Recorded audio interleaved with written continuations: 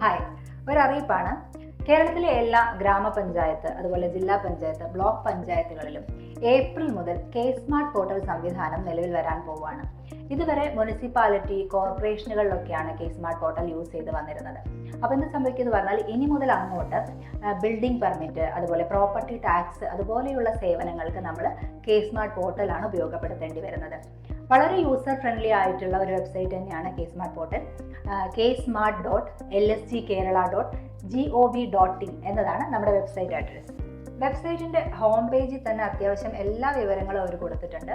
നമുക്ക് ബാനറിൻ്റെ താഴെ തന്നെ ക്വിക്ക് സർവീസസ് എന്ന് പറഞ്ഞൊരു ഓപ്ഷൻ ഉണ്ട്. അതിൽ നിന്ന് നമുക്ക് അത്യാവശ്യം വേണ്ട സർവീസ് ഏതാണെന്ന് വെച്ചാൽ സെലക്ട് ചെയ്യാം. ഇനിയിപ്പോൾ അതല്ലെങ്കിൽ അതിന് തൊട്ട് താഴോട്ട് പോയി കഴിഞ്ഞാൽ എല്ലാ സർവീസുകളുടെയും ഒരു ലിസ്റ്റിംഗ് കാണാം.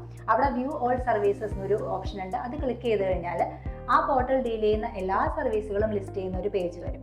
അവിടെ നമുക്ക് ഏറ്റവും മുകളിൽ നമ്മൾ ആവശ്യമുള്ള സർവീസ് സെർച്ച് ചെയ്തെടുക്കാനുള്ള ഒരു സെർച്ച് ഓപ്ഷനും അവൈലബിൾ ആണ്.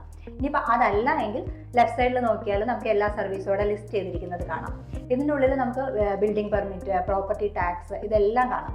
അപ്പോൾ ഈ ഓരോ ഓപ്ഷൻ്റെ ഉള്ളിലും ഇപ്പോൾ നമ്മൾ ബിൽഡിംഗ് പെർമിറ്റാണ് എടുക്കുന്നതെങ്കിൽ അതുമായിട്ട് റിലേറ്റഡ് ആയിട്ടുള്ള കുറേ സർവീസുകൾ അവിടെ ലിസ്റ്റ് ചെയ്തിട്ടുണ്ട്. ഓരോന്നിൻ്റെ ഉള്ളിൽ അത് എന്താണ്, അതിൻ്റെ ഫീ സ്ട്രക്ചർ എങ്ങനെ വരുന്നുണ്ട്, സ്ലാബ്സ് എങ്ങനെയാണ്, ഏതൊക്കെ ഡോക്യുമെൻറ്റ്സ് ആണ് സബ്മിറ്റ് ചെയ്യേണ്ടത് എന്നുള്ള എല്ലാ ഡീറ്റെയിൽസും കൊടുത്തിട്ടുണ്ട്. അതുപോലെ തന്നെ അപ്ലൈ നൗ ബട്ടൺസ്, ആപ്ലിക്കേഷനുള്ള ബട്ടൺസും അവിടെ കാണാം. അതുപോലെ തന്നെയാണ് ഈ പറഞ്ഞ പ്രോപ്പർട്ടി ടാക്സിൻ്റെ കാര്യവും. അപ്പോൾ ഇനി മുതൽ ഈ എല്ലാ സേവനങ്ങളും ഒറ്റ പോർട്ടലിൽ നമുക്ക് ലഭ്യമാവുകയാണ്.